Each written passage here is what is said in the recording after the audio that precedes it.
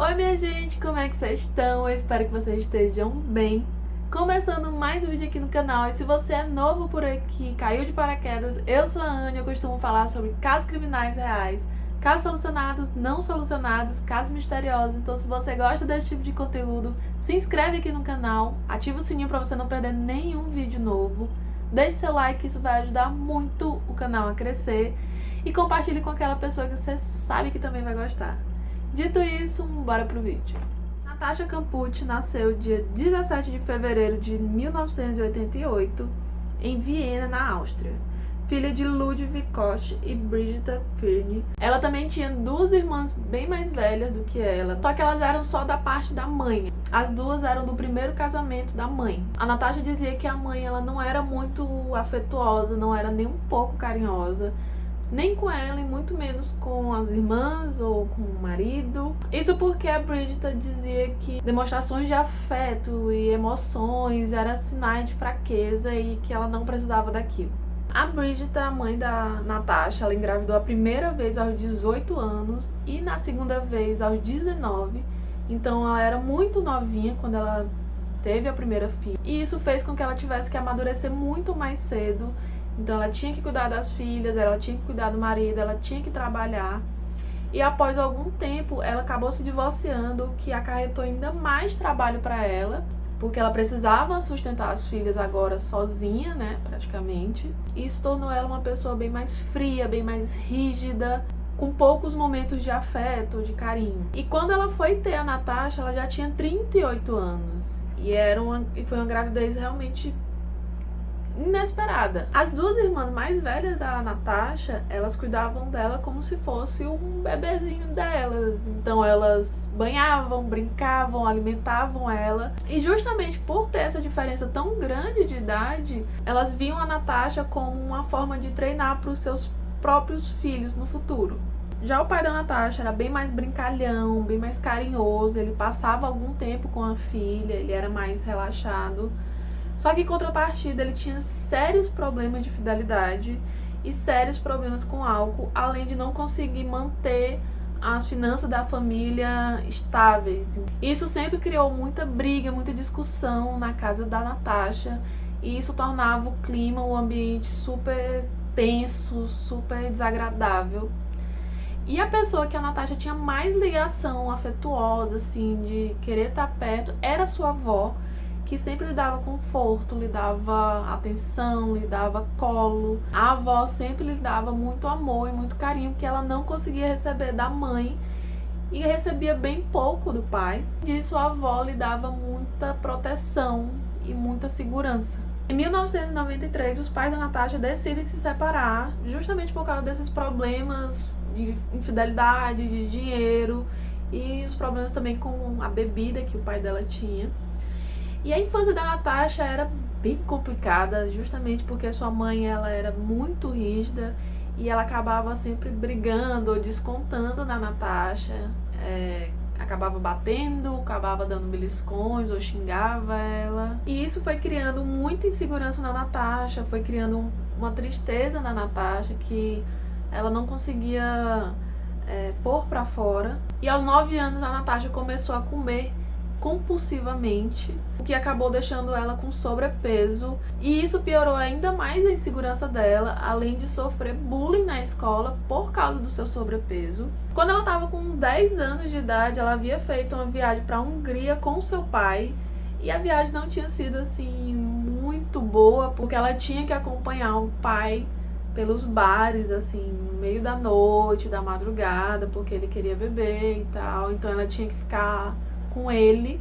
E quando ela voltou para casa depois de uma semana, a mãe ficou super irada porque eles estavam atrasados 1 hora do combinado, e a Brigitta acabou descontando na Natasha por causa desse atraso, falando que ela não iria mais ver o pai dela, que ela nunca mais faria outra viagem com ele. Isso deixou a Natasha muito irritada porque, apesar de tudo, era o pai dela e ela não queria se afastar do pai desse jeito. Então ela simplesmente teve uma briga horrorosa com a mãe e foi dormir. No dia 2 de março de 1998, a Natasha já tinha conseguido convencer a mãe dela de deixá-la ir sozinha para a escola, já que naquela idade já era normal, já era comum as crianças irem sozinhas, serem um pouco mais independentes.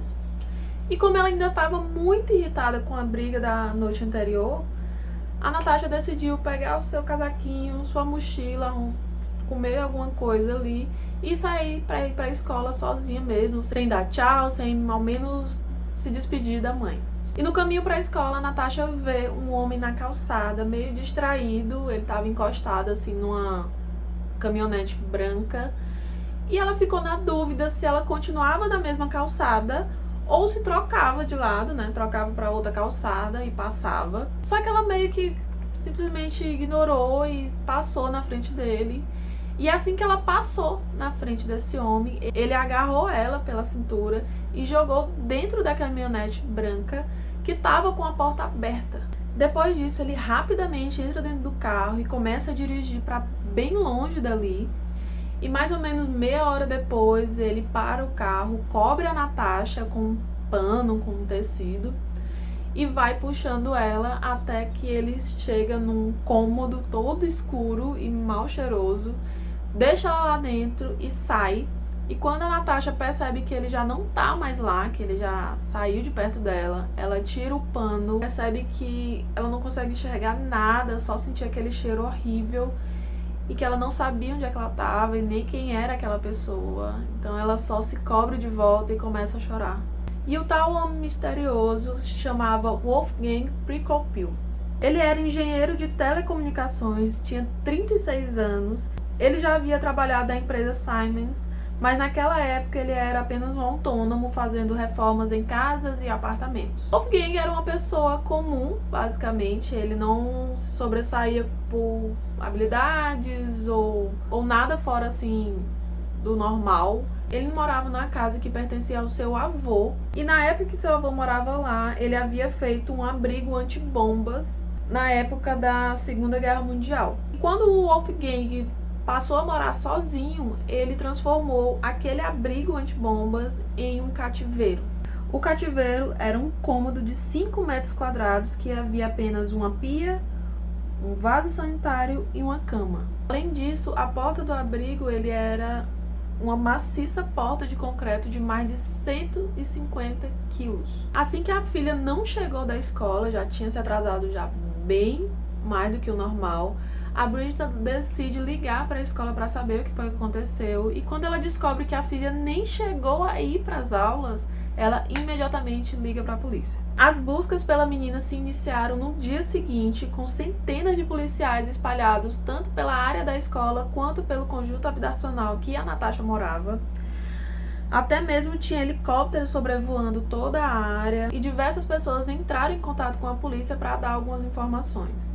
Mas após 3 dias, as buscas foram interrompidas e a polícia começou a interrogar familiares e vizinhos. A mídia sempre estava falando sobre o caso e sempre mantinha a foto da Natasha exposta tanto nos jornais quanto em revistas. Tinha sempre uma foto da Natasha lá.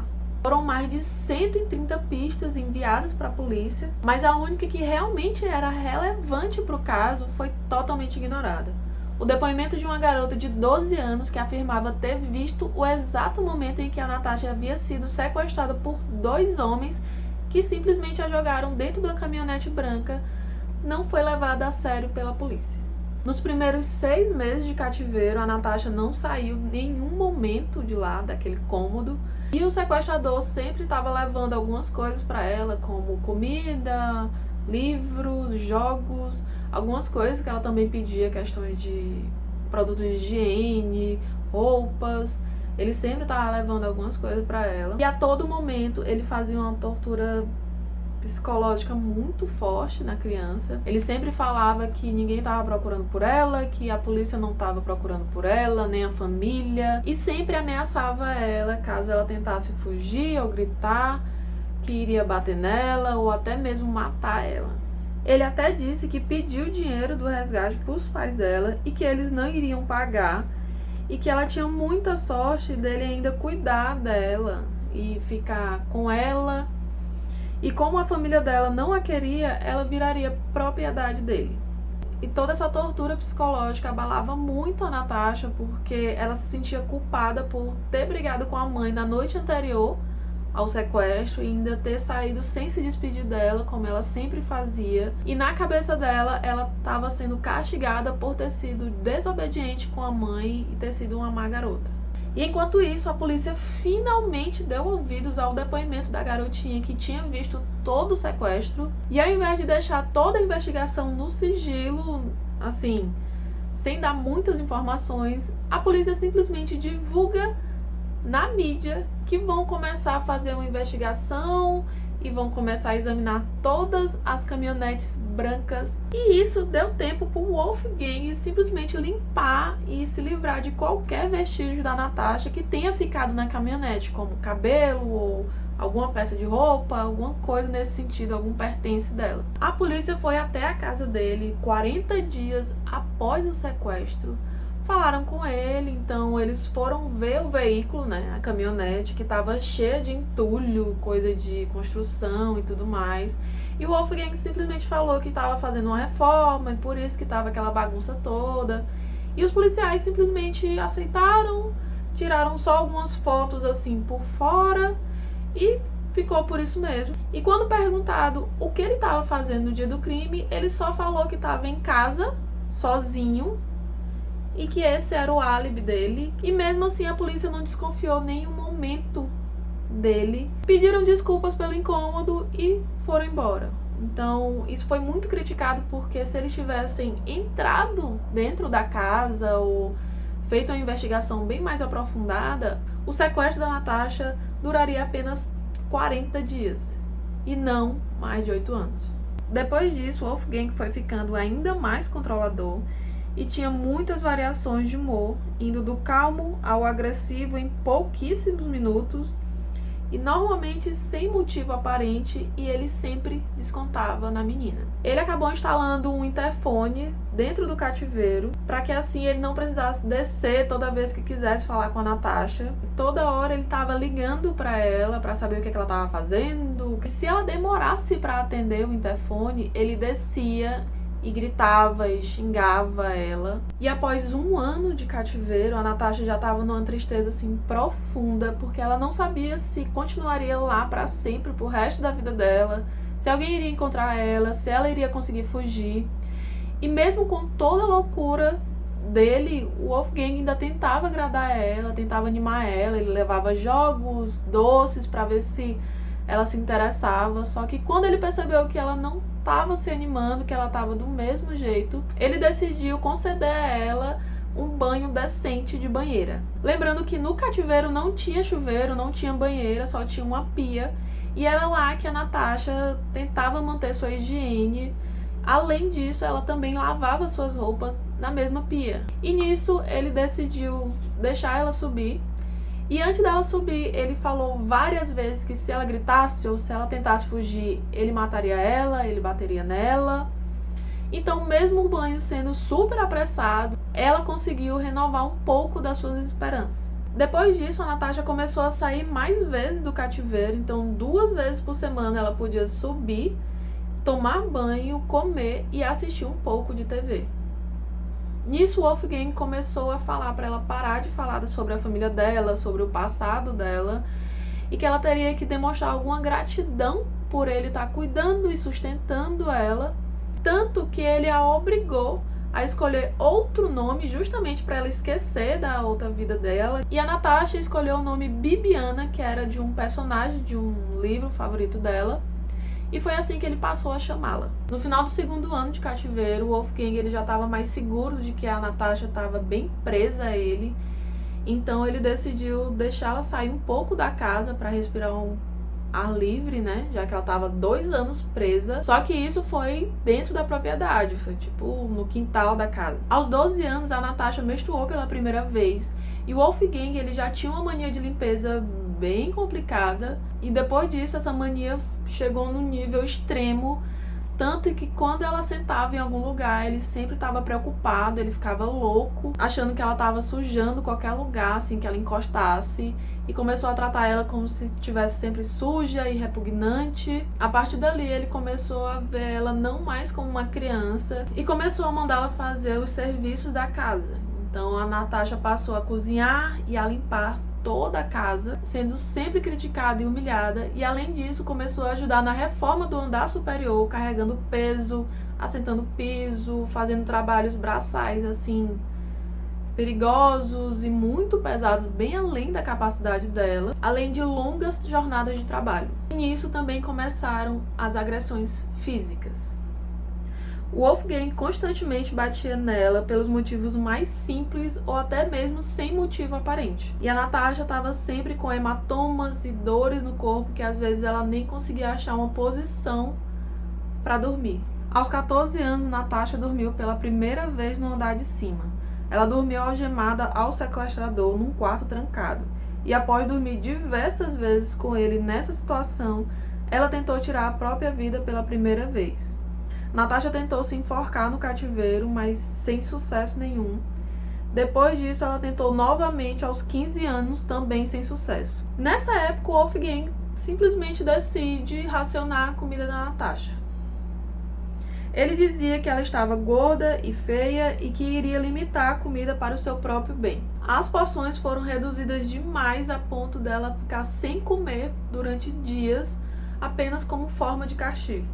Então a Natasha estava extremamente fraca, às vezes ela não conseguia nem forças para se levantar da cama. E como se não bastasse, o Wolfgang simplesmente começou a se incomodar com o cabelo da Natasha. Ele dizia que tinha cabelo por todo lado e que sempre estava sujo. Então ele decidiu raspar a cabeça da Natasha. Aos 16 anos, a Natasha estava careca e pesava só 38 quilos. E o Wolfgang ainda a obrigava a ficar seminua pela casa, né, enquanto ela estava fazendo as tarefas de casa, vestindo apenas roupas de baixo e um boné, normalmente uma camisa, uma calcinha e só. Porque na cabeça dele, ela não teria coragem de fugir naquele estado, nua. E mesmo ele fazendo todas essas coisas com ela, toda essa pressão psicológica, essa tortura, ele ainda pensava em ter uma vida normal com ela. Ele imaginava ele saindo para fazer compras, indo na farmácia, viajando, tudo com a Natasha.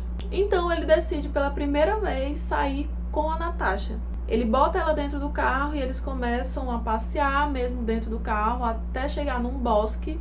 Eles descem, entram no bosque, só que a todo tempo ele estava ameaçando ela, falando que ela não poderia pedir ajuda, que se ela gritasse ou tentasse correr, ele matava ela. E quando ele viu que a Natasha estava 100% submissa e obediente, que não tinha tentado fazer nada nessas vezes que ele saiu com ela, eles começaram a sair mais vezes, para shopping, farmácia, para esses locais mais comuns.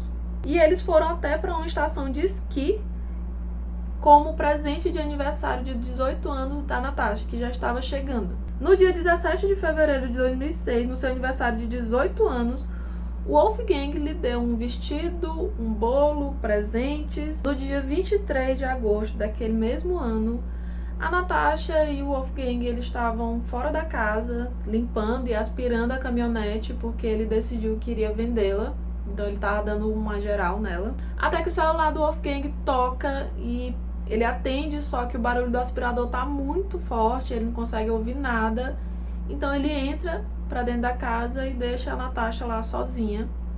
E foi aí que ela percebeu que aquela seria a primeira e única vez que ela poderia conseguir fugir daquele inferno. Então a Natasha reuniu todas as suas forças, ignorando todos os seus medos dele pegar ela de volta, e correu para fora da casa. Ela correu por alguns metros assim pela rua, até que ela avistou um grupo de homens que estava correndo, né, fazendo uma corrida, e ela pediu para ligarem para a polícia, que ela precisava de ajuda, só que os caras meio que só falaram que estava sem celular e ignoraram ela e continuaram correndo. Então a Natasha se virou para uma casa e bateu procurando alguém, né, para ajudar ela. Só que ela percebeu que a casa estava vazia, então ela foi pulando de cerca viva em cerca viva, atravessando as casas, a fim de achar alguém que estivesse assim na casa que pudesse ajudar ela. E ela estava tão desesperada que ela só estava atravessando a cerca viva mesmo e gritando e pedindo por socorro. E foi quando ela viu pela janela assim da sala uma senhora sentada assistindo TV. Então ela começa a bater no vidro e falar que precisava de ajuda. E quando a mulher levanta e vai falar com ela, ela simplesmente pergunta o que é que ela quer. E a Natasha fala: eu sou a Natasha Campucci, eu fui sequestrada, eu preciso de ajuda. E a mulher meio que olhou pra ela: nossa, tanta gente aqui pra você pedir ajuda e você vem logo na minha casa. Não pisa no meu jardim que eu vou ligar pra polícia. Depois de toda essa má vontade de ajudar o próximo, né, de no mínimo se preocupar com uma pessoa que tá, enfim, desesperada, a polícia é chamada e logo chegam na casa dessa senhora e a Natasha finalmente vai para a delegacia. Vários policiais começaram a procurar pelo sequestrador, pelo Wolfgang. A Natasha deu o endereço da casa, eles foram lá, só que eles não encontraram ninguém, não encontraram nada. E a Natasha sabia que ele se mataria caso ela fugisse, porque ele já havia falado isso para ela diversas vezes. Tanto que mais tarde foi encontrado o corpo do Wolfgang nos trilhos de um trem que ele tinha se jogado na frente. A família da Natasha foi até a delegacia e o reencontro foi emocionante. Teve choro, abraço, beijo, muitas declarações, e aquilo foi tão importante para Natasha que ela finalmente estava percebendo que ela tinha conseguido vencer aquele inferno todo que ela tinha passado naqueles últimos anos. No dia seguinte foi informado para Natasha que haviam encontrado o corpo do Wolfgang. E naquele momento ela não sabia muito o que sentir realmente, porque além de tudo ele tinha cuidado dela durante todos aqueles anos, ele tinha sido a única companhia dela.